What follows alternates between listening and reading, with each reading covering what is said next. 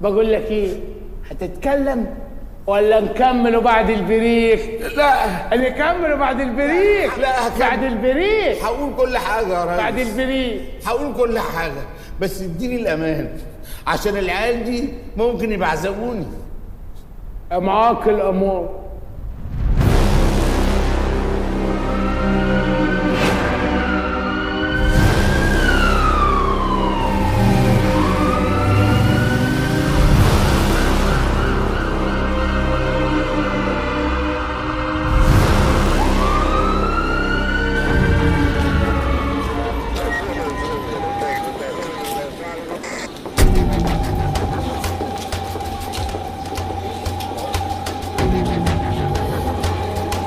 لو سمحت اتفضل. ليك مسك الدور الكام؟ الدور التاني. ولاد مسك دول يا باشا عين أعيان المنطقة. هي مسك صحيح أم بمبم، بس كانت تعتبر جمجوم ده زي ابنها بالظبط، تقريبا هي اللي مربياه، عشان كده بقى اسمهم ولاد مسك.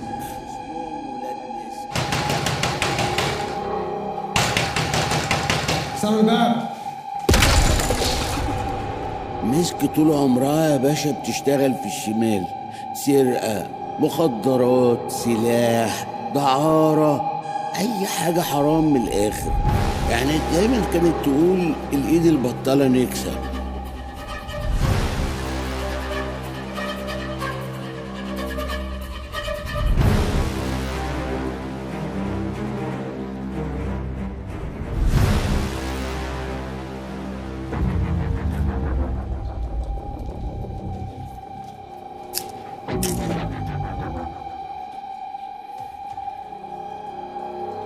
بصمات لسه ناشف. العيال دي لسه سايبه الشقه حالا. الحقهم بسرعه.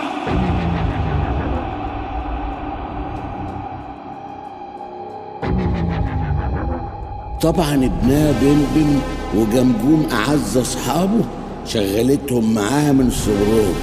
الواد جمجوم أول ما مسك قرش في إيده من الشغل الشمال خرج عن طوعي، ومن يومها بقى اسمهم ولاد مسك، أخطر تشكيل عصابي في المانيال.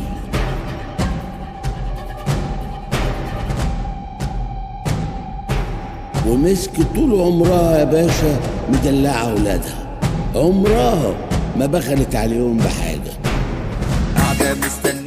وهم كمان كانوا يحبوها وعارفين فضلها عليهم، ولو عازت عينيهم يدوها لها. كانوا دايما يقولوا لي الأم مدرسته. يا جدعان بس يا ريس. الله، امال ايه دكتور وما دكتور شيء، وعلم ابراج ونادي فتي وفلك، وايه الوش الهبل اللي هم لابسينه ده؟ كل ده كفر يا ريس. كافر؟ كفر. استغفر الله العظيم، الواد ملحد. كفر يا ريس، يعني غطا. غطا عشان يبعدوا عين الحكومة عنهم.